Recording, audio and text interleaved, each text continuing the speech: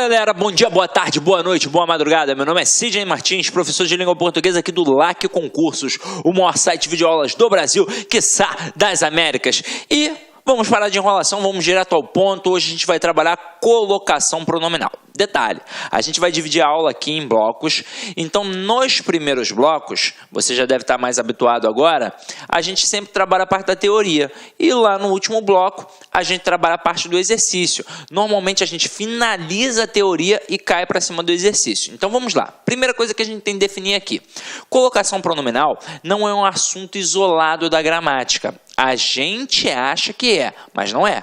É um mistão de transitividade verbal e coesão textual. Então, a gente deve dominar aquele processo de transitividade. Eu devo entender o que é um verbo transitivo direto, o que é um verbo transitivo indireto. Tenho de entender tudo isso. Sem contar que eu tenho de entender que aquele pronome, ele serve para fazer uma coesão, que tem como base evitar a repetição.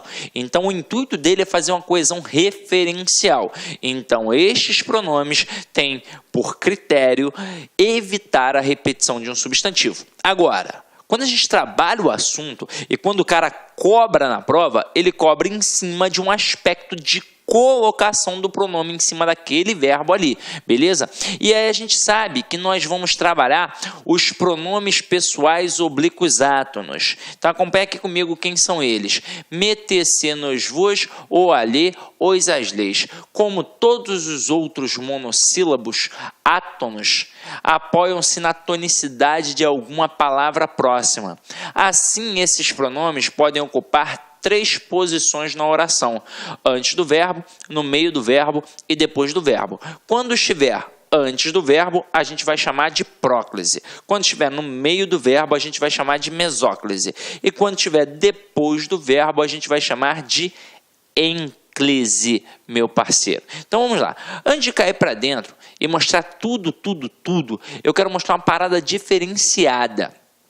Eu poderia deixar para falar lá no final, mas eu vou falar logo no início. Daqueles pronomes que a gente tem ali, metece, nos, vos, o, alê, os, as, leis, os que mais caem, sem sombra de dúvidas, são o e o lê. E tem um motivo muito bom para a gente, por sinal. Eles sempre têm a mesma função sintática quando atrelados ao verbo. Então, olha só, o, ele funciona como objeto direto.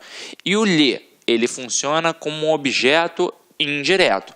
Agora, você já estudou isso comigo. Você sabe que o objeto direto ele não existe do nada. Assim como o objeto indireto, ele também não existe do nada. Para que exista um objeto direto, é preciso que esteja ligado a um verbo transitivo direto. Então, o verbo transitivo direto vai exigir um objeto direto. Agora, o objeto indireto tem de estar ligado a um verbo transitivo indireto. Então, tem de ter um verbo transitivo indireto exigindo um objeto indireto. E opa! O que define o verbo transitivo direto? Ou o que define o verbo transitivo indireto? Uma coisa muito simples. Ambos pedem complemento. Essa é a verdade. São verbos que possuem sentido incompleto. Portanto, vão exigir um complemento verbal para que possam fazer sentido. O complemento verbal a gente chama de objeto. O objeto é o verdadeiro complemento do verbo. Quando eu tenho um verbo transitivo direto, o verbo vai pedir um complemento sem preposição. Simples. Agora, quando eu tenho um verbo transitivo indireto, ele vai pedir um complemento com preposição. Exemplos simples, bobos. Eu digo assim, Pedro comprou uma torta. Nesse contexto, quem compra, compra alguma coisa. Então, o verbo comprar, ele é um verbo transitivo direto, que pede um complemento sem preposição que a gente chama de objeto direto. Então, uma torta é o objeto direto. Agora, um verbo transitivo indireto, ele vai pedir o complemento com a preposição. Portanto, Pedro precisa de uma torta. Então, vamos lá. Quem precisa, precisa de alguma coisa. Então, além do complemento, apareceu uma preposição ali no meio. Isso é o que define o verbo transitivo indireto. Então, vamos lá. Aqui, é qualquer verbo transitivo indireto? Não. Aí a gente normalmente aprende que é um verbo transitivo indireto regido pela preposição a. Até mesmo porque o termo lhe, teoricamente, corresponde à estrutura a ele ou a ela.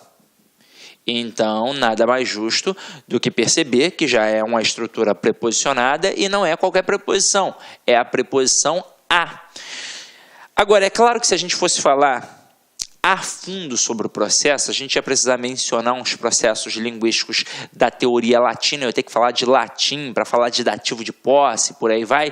Então a gente não vai fazer isso. A gente pedagogicamente vai te preparar para acertar 99% das questões, assim como todos os professores de língua portuguesa também o fazem, e todos os manuais de língua portuguesa. Só que hoje eu estou com vontade de fazer você acertar 100% das questões. Então o que você aprendeu?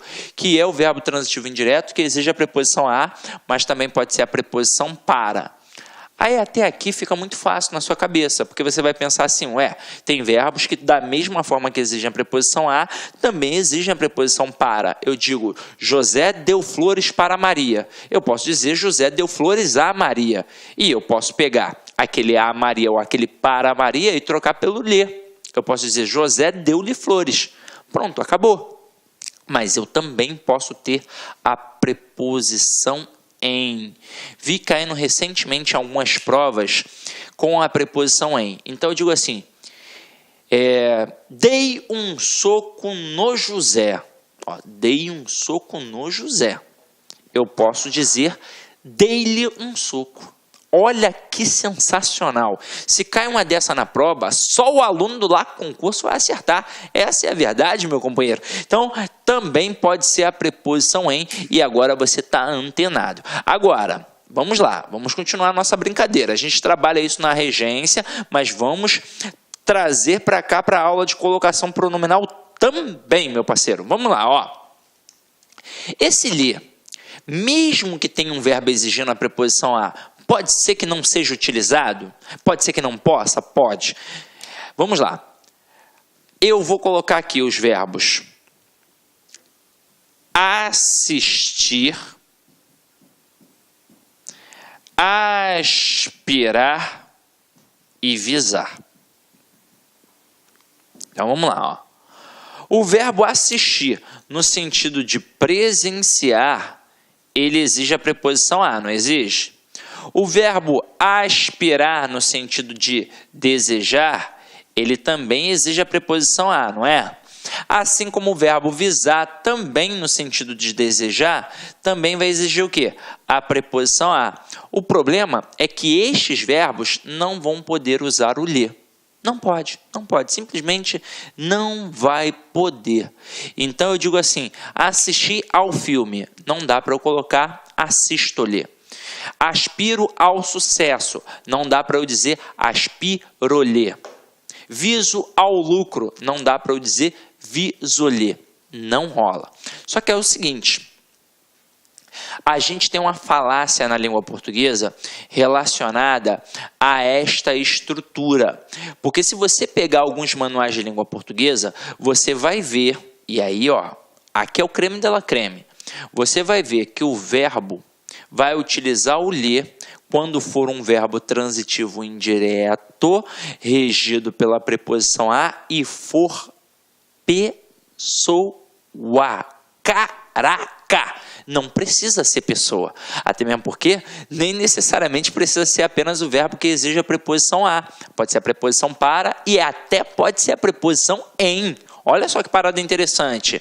E aí, durante muito tempo, disseram que também tinha que ser pessoa. Em alguns blogs de língua portuguesa, em algumas gramáticas para concurso de língua portuguesa.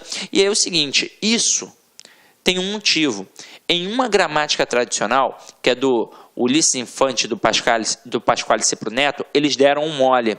O pensamento foi inteligente. Por quê? Porque o cara pensou assim, se não pode usar com assistir no sentido de presenciar, mas pode usar com assistir no sentido de pertencer, quando o camarada diz, por exemplo, assim, isto é um direito que lhe assiste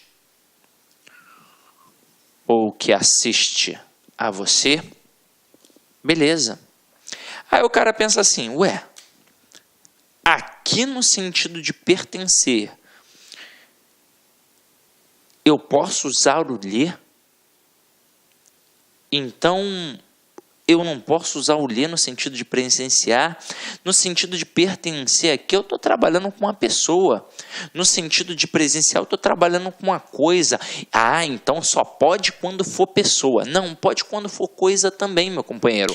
Agora, isso é mais antigo do que a língua portuguesa. E aí a gente vai descobrir. Olá, meus amigos, minhas amigas, sou o professor Luiz Antônio de Carvalho e com muito prazer, muita satisfação, estou aqui para convidar vocês a conhecer o nosso curso completaço, atualizado, ponto a ponto do edital para a Secretaria de Fazenda do Estado de Goiás, auditor fiscal da Receita Estadual.